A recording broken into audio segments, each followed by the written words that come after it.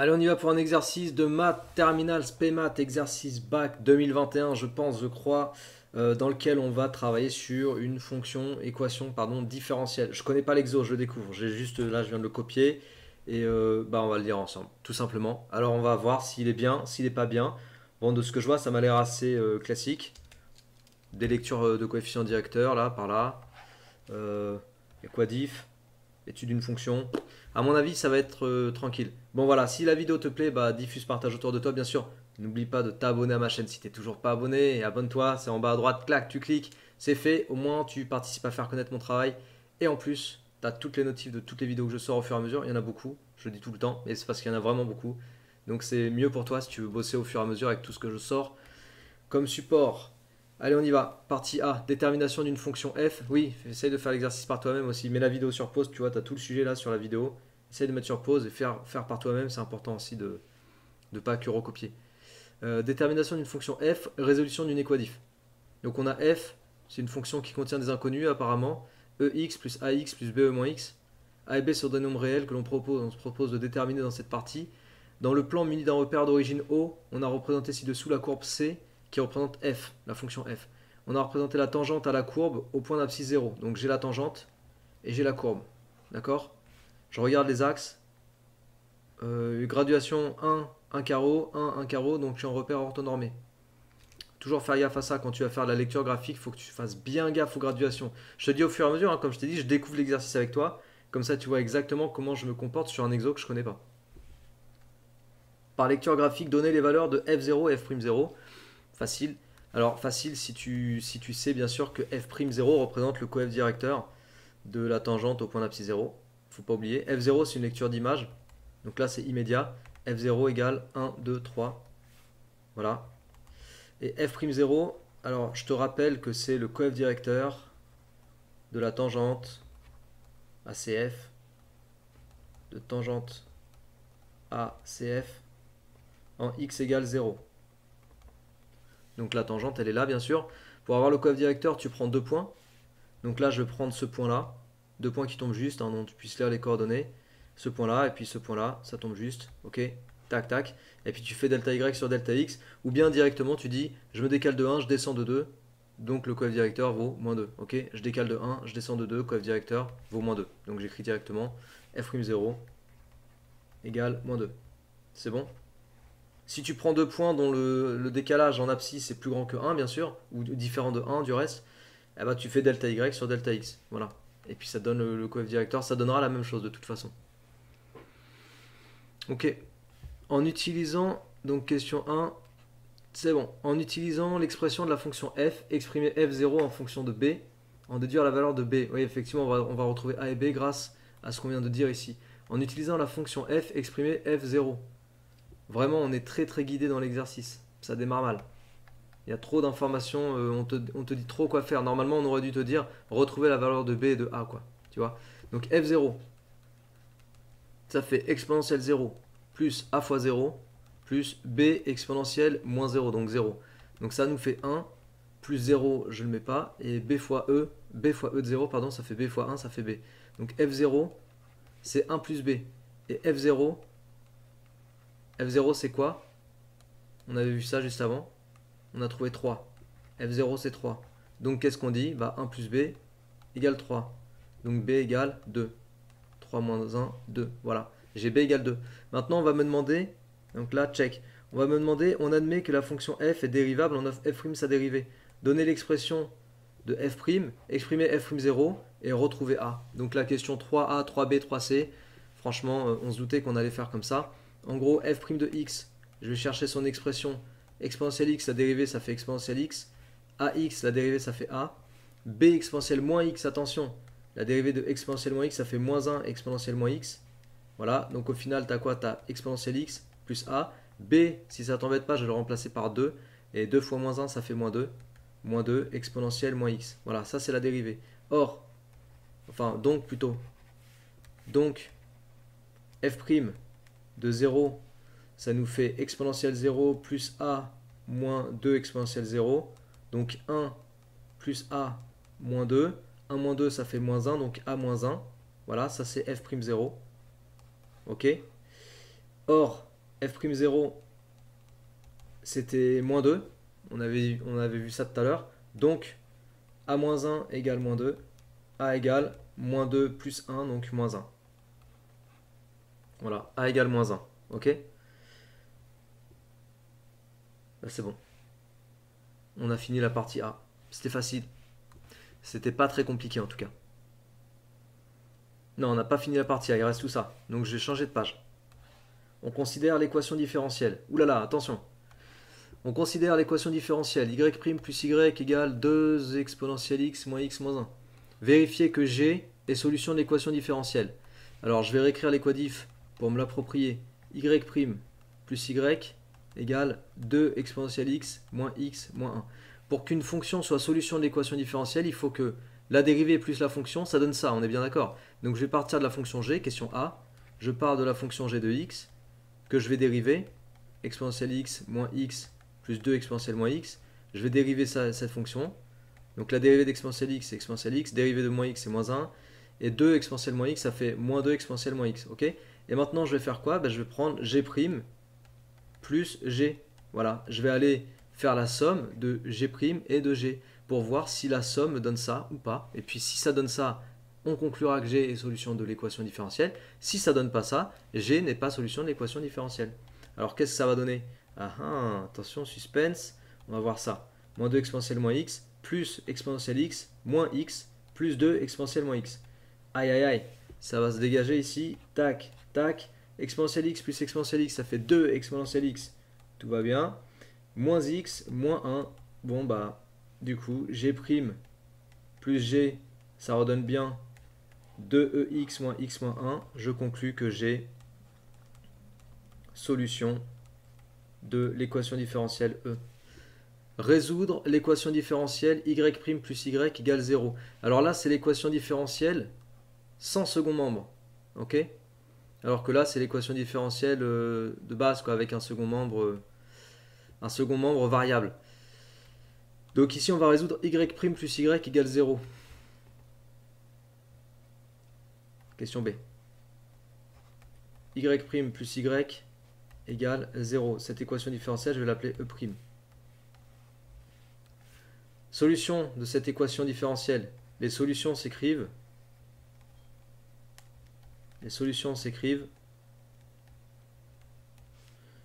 Alors je vais les appeler yk égale k exponentielle moins x. Donc là tu trouves directement en appliquant tes propriétés du cours, ok? K exponentielle moins x, c'est les solutions les équations de cette équation différentielle, ok? K est un réel. K c'est n'importe quel réel. Toutes les fonctions qui s'écrivent comme ça sont solutions de cette équation différentielle. Et maintenant, on me demande de déduire toutes les solutions de l'équation E.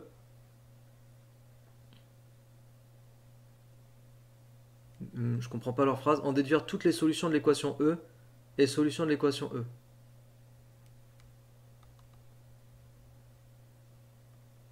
Il manque un truc.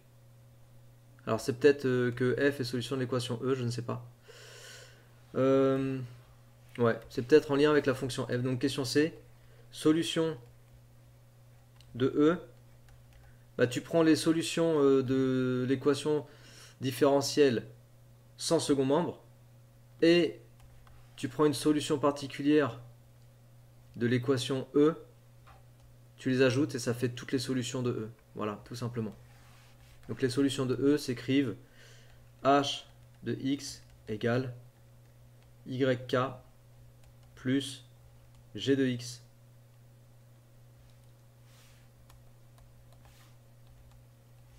Donc yk, c'est les solutions que j'ai trouvées de l'équation différentielle sans second membre. Et g de x, c'est une solution particulière de l'équation différentielle E. G de x, c'était exponentielle x moins x plus 2e moins x. Exponentielle x moins x plus 2e moins x. Ok? Voilà, ça c'est toutes les solutions. Alors la fonction f, elle s'écrivait comment la fonction f? Elle s'écrivait, je l'ai pas, j'avais trouvé a égale moins 2 je crois. Non, a égale moins 1, j'ai trouvé, et b égale 2, il me semble. Est-ce que j'ai trouvé b égale 2? Ouais, b égale 2 ici. C'est ce que j'avais trouvé tout à l'heure, et a égale moins 1. J'aurais pu conclure que la fonction f, là, j'aurais pu l'écrire ici. F s'écrit donc exponentielle x moins x plus 2e moins x. Exponentielle x moins x plus 2e moins x. D'accord? Ça, c'est la fonction f. Donc tu gardes ça en tête, exponentielle x moins x plus 2e moins x. D'accord? Et puis les solutions générales là, de l'équation différentielle e, elles s'écrivent exponentielle x moins x. Et tu vois mes deux termes là, ke moins x plus 2e moins x, je vais les factoriser, je vais les regrouper pour les mettre ensemble. J'ai donc plus k plus 2 exponentielle moins x. Voilà. Plus k plus 2 exponentielle moins x. Ok? Bon, est-ce que ça se ressemble? Est-ce que ça se ressemble? Dis-moi, est-ce que ça se ressemble? Ça se ressemble pour k égale combien? Si k plus 2 égale 2, c'est-à-dire k égale 0, ok? Ben en fait, f de x, donc là j'aurais dû mettre hk parce que h dépend de k, voilà. K est un nombre réel, hein, celui qu'on veut. Donc f de x, c'est la fonction h de x avec k égale 0. Donc f de x, solution de E. Voilà, tout simplement. Ok? C'est fait, parce que f de x s'écrit sous la même forme que les solutions de E. Ça va?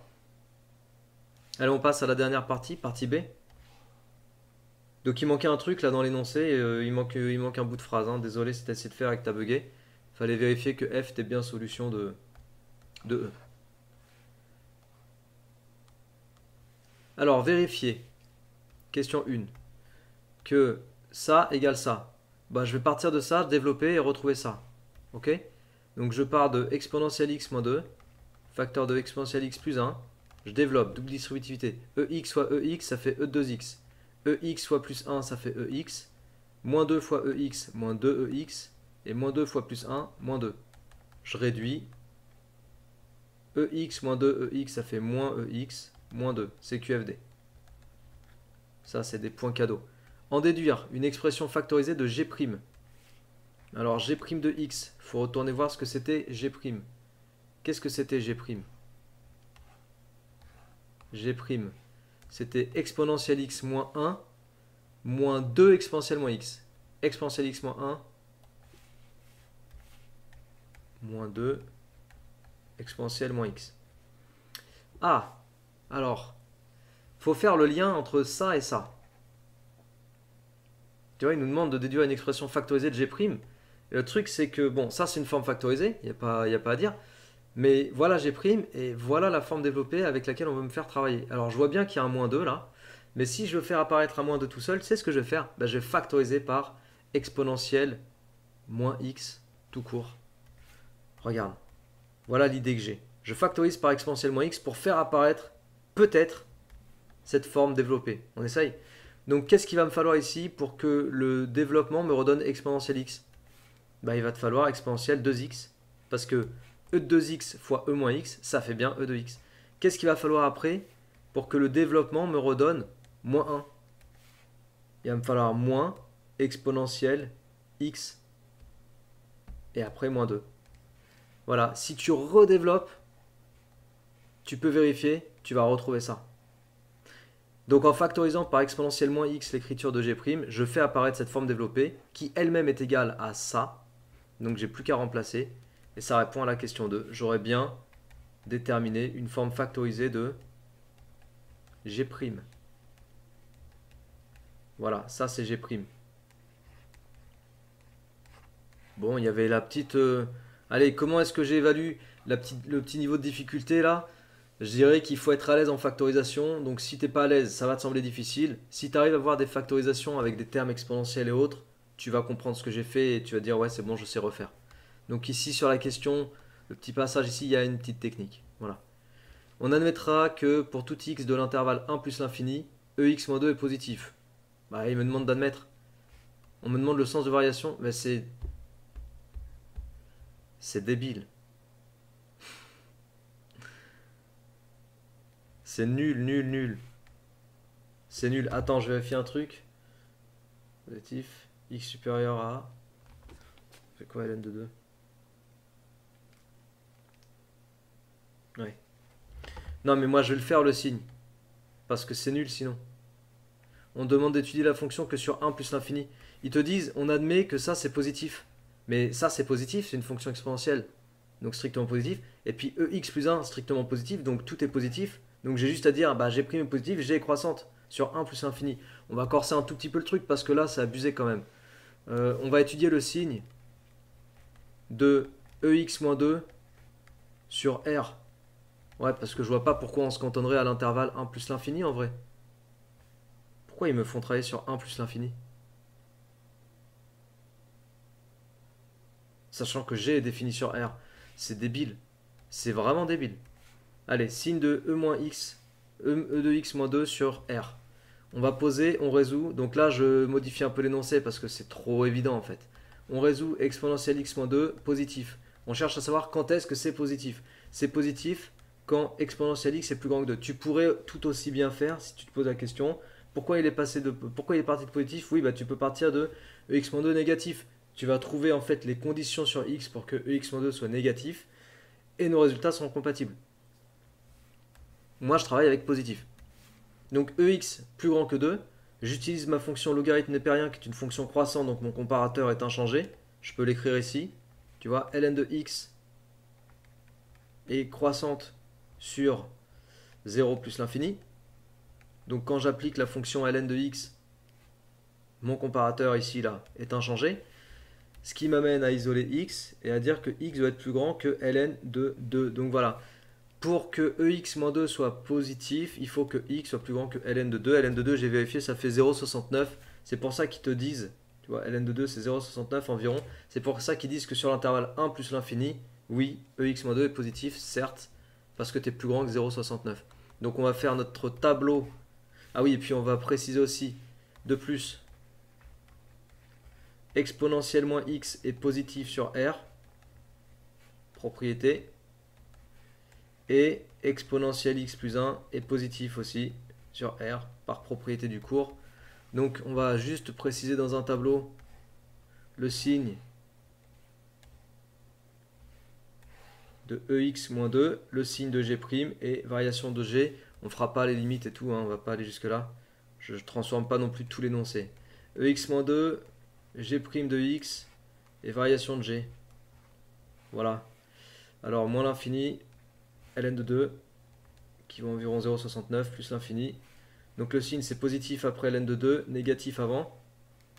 Pour remplir cette partie-là du tableau, hein, qu'est-ce que je fais? Je reprends juste ce que j'ai écrit. Quand x est plus grand que ln de 2, EX-2 est positif. Tu vois, je l'ai écrit juste au-dessus. Je le traduis en langage mathématique dans le tableau là. Donc G' c'est le même signe que EX-2. Et variation de G, elle est décroissante, puis croissante. Et là j'ai un minimum G de ln de 2. Qu'on pourrait aller s'amuser à calculer si on voulait, mais on va s'arrêter là. Allez, ça t'a plu? Si c'est le cas, partage, diffuse comme d'hab, abonne-toi à ma chaîne si t'es toujours pas abonné. Moi, je te donne rendez-vous pour d'autres exercices. Qu'est-ce que j'ai pensé de cet exo? Petite parenthèse. Rien de compliqué, que du classique, vraiment. J'en pense rien de spécial. C'est un peu trop simple, à mon sens. C'est bien de savoir faire ça, c'est du niveau terminal, réforme, bac, etc. Cool. Après, si tu vises des études supérieures où il y a des maths un peu plus costauds, va avoir des exos quand même un peu plus durs que ça. Essaye de faire des exos des bacs des années précédentes, ok? Ce serait le conseil que je te donnerais. Si tu vises que le bac et que tu veux valider tes maths et après tu passes à autre chose, écoute, c'est du niveau classique, ok? Allez, travaille bien, motive-toi bien, et puis à très bientôt, ciao!